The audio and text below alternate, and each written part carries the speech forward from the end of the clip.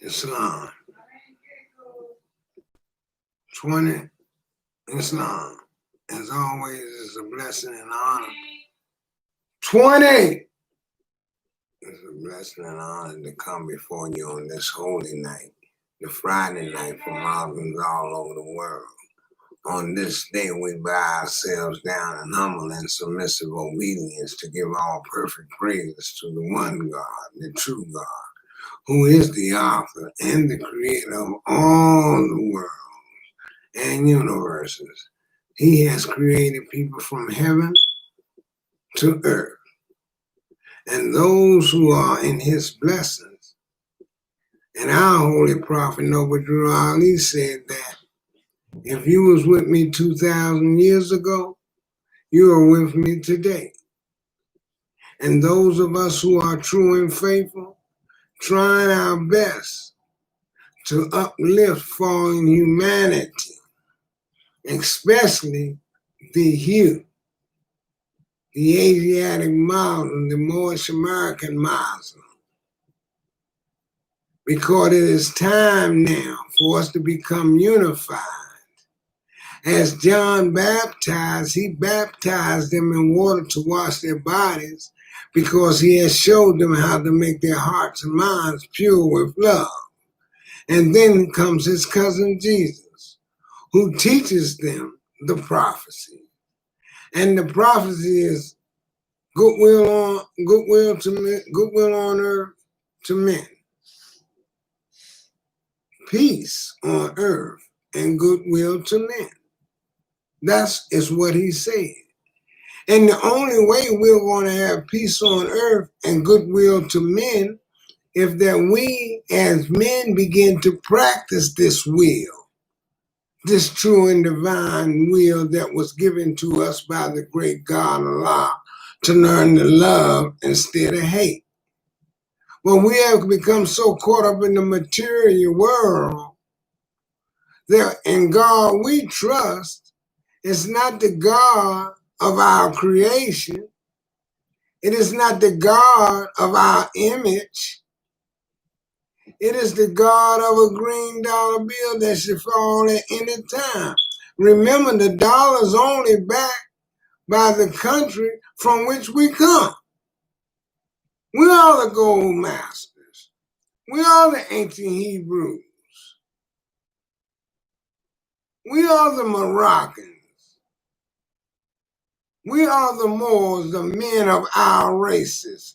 For there were many nations in Africa. This is where the Garden of Eden comes from. They want you to believe that the Garden of Eden didn't come from the land of Africa. But yet, when you research and you study, you know the facts of truth. You know that's where it comes from.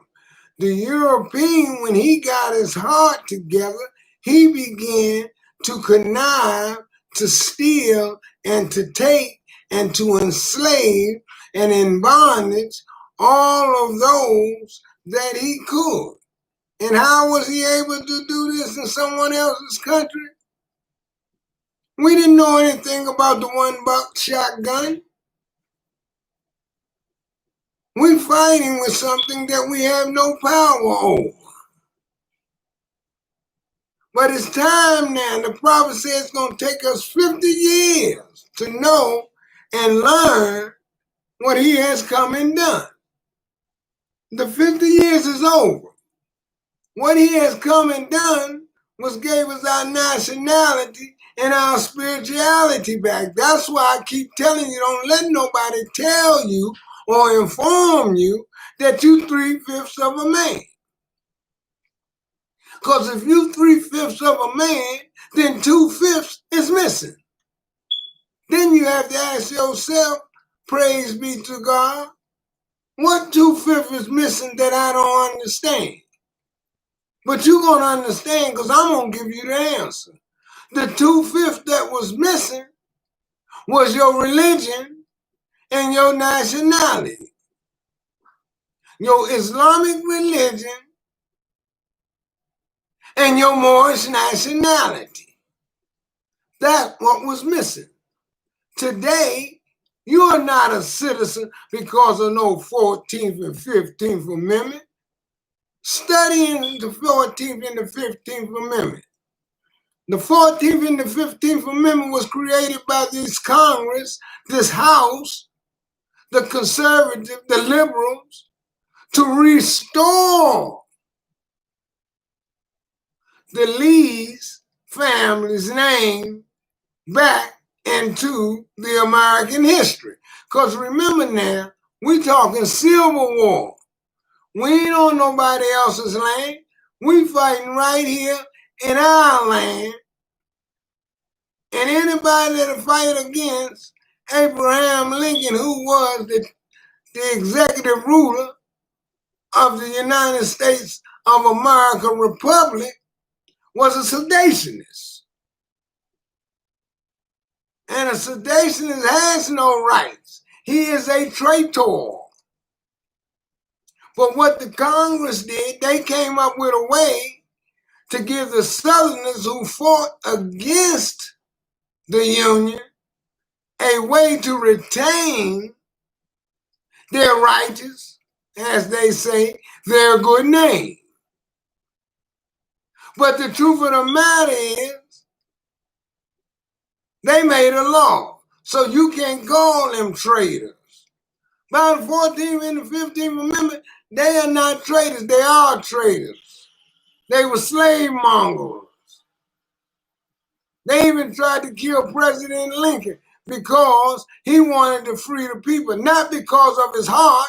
He wanted to free the people because he believed that the Union would be stronger and greater in his proclamation if he would let everyone be equal and free.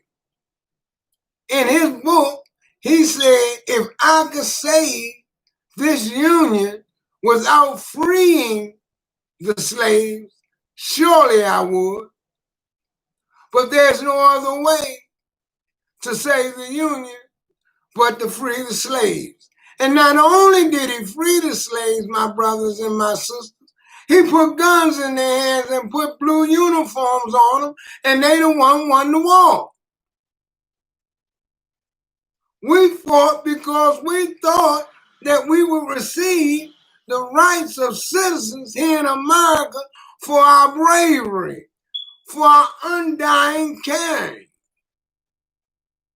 We went into Indian country like it was our country. The Indians saved some of us, and we still fought with the Europeans to take the land. You have 6 Commonwealth states. They're Commonwealth because they didn't want to give up their rights to slavery and their laws. They want to make laws according to their understanding. Check out the word common law. Common law. It is a compound word created by the Europeans. Because remember now, the law that we ask for justice and mercy from, this is the same law come from their motherland, England. And I just wanted to put that out tonight because it had been heavy on my heart because I keep hearing about the 15th Amendment. And before I go, I want to say this. They gave the Japanese reparation $2,000 apiece. In the temple, I have hanging on the wall an article that said our reparation was thank you, we are sorry.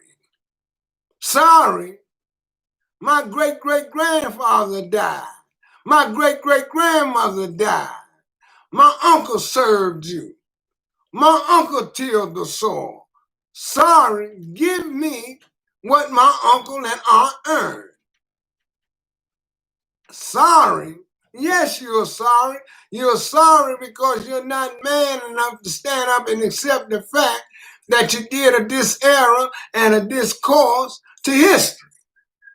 So with that, I say Islam, and may Allah continue to bless you on this holy and divine Friday night. Watch the lights, keep your consciousness, and forever remember, nationality is the order of the day, and principle is by which we live. Islamism. Mm-hmm.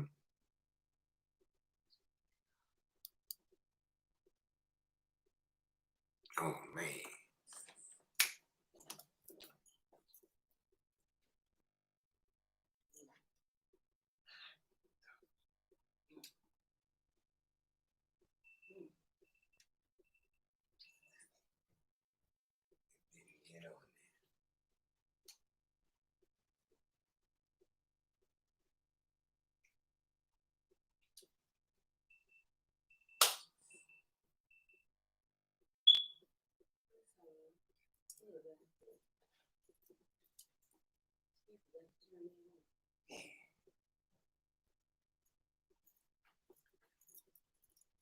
But you know what?